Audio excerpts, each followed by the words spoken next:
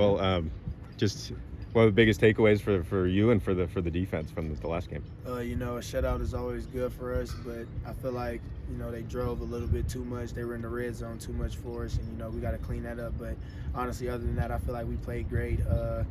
D-line held up nice, secondary held up nice. We got a few things we got to clean up, but honestly, I feel like we played amazing that game. And then, just mentally, you guys were out there for almost 20 minutes in the second half. Just, mentally, what's that like playing defense for, 20 minutes in the second half? I mean, it's kind of tiring, but I mean, when you got to run to the ball a lot in practice, it helps you. It gets you stamina and conditioning up for those type of moments. So those 21, 15-play drives, we're built for that type of moment. So I feel like the running to the ball portion of practice really helped us in that type of moment. A team that goes for it so much on fourth down, just what's that like as a defense having to go up against that? I mean, it's just another play of football. It's the biggest play. They're going for it on fourth down. They think we can. I mean, they think they can get it. So I think we got a chance of stopping it, and it's just who wants it more. So some plays they wanted it more, some plays we wanted it more. And honestly, it gave us the win.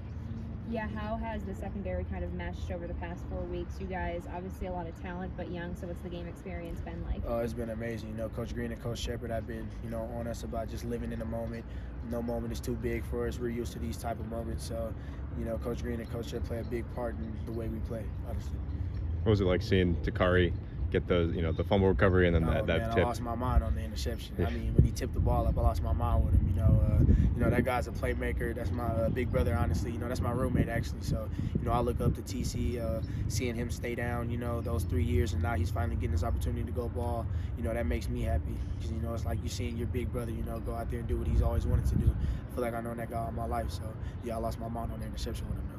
Sure. You've made some good open field tackles, and you've definitely been pretty pumped up after all of them. You described as kind of your feeling when you make a big play? When I make a big play, I just think about, my why.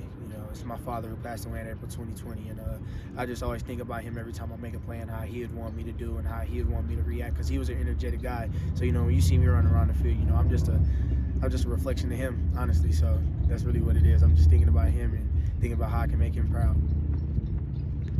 After these last 2 weeks, do you feel like you guys kind of got like a fresh start, winning 2 straight, and now trying to keep that going? Yes, sir. Going into conference play, I feel like we're in a good spot right now. We still got a few errors that we need to clean up as a defensive whole, but honestly, I feel like those 2 wins gave us a lot of confidence going into the conference.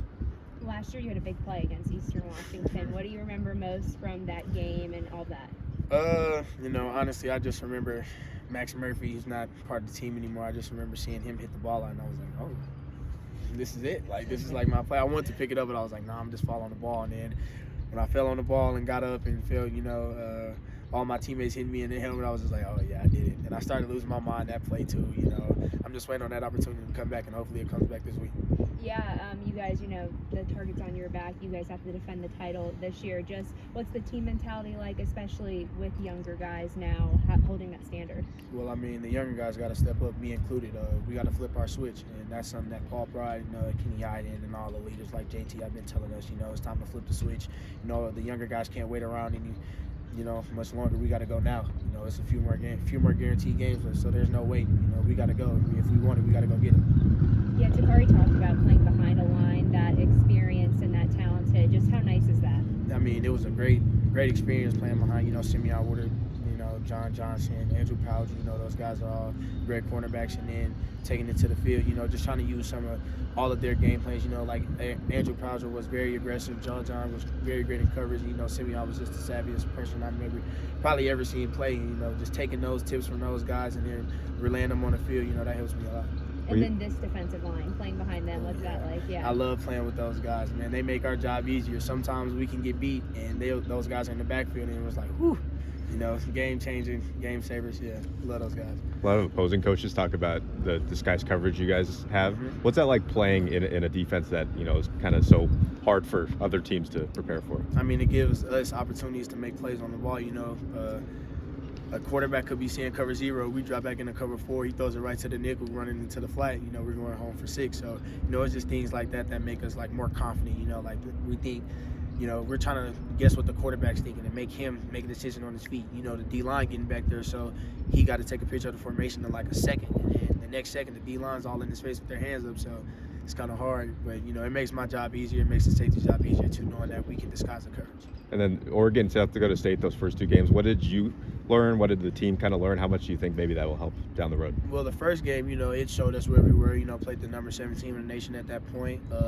Gave us a lot of confidence, you know, going into, you know, South Dakota State, seeing where we were against a nationally ranked team in the FBS level. You know, going into South Dakota State, I feel like we played amazing, you know, 1 for 13, 1 for 15 on third down, whatever that number was. I feel like, you know, just honestly, the little things that we did that game cost us that game, and we went back, we watched the film, worked on everything, and now we got a 2-2 start and ready for conference. A lot of Texas representation in the secondary. Can you just take me through the pride in getting to represent that state here? Yeah, Texas, I mean, I didn't know Montana had sports before I got here, and then got here and I was like, oh wow, they love football as much as Texas. So, you know, it's good knowing that I can represent a state that loves football as much as Texas. And, you know, me, Jay, Sept, Corey, you know, all those guys, those are all Texas guys, and we're all in the corner room. So, you know, just being with those guys, kind of knowing those guys before we got here gave us a great bond. And then once we got here, we just clicked instantly. Have you? Yeah, do you guys have like a rivalry? Which part of the state is best in Texas? Yes, we definitely do. Yeah. Seth and Corey always say Dallas is better, and me and Jace always say Houston is better because we're from Houston and they're from Frisco or Dallas, wherever they're from. Have you covered Chris Long in practice? Yes, sir. What's that like? Chris gives us work. I remember fall camp.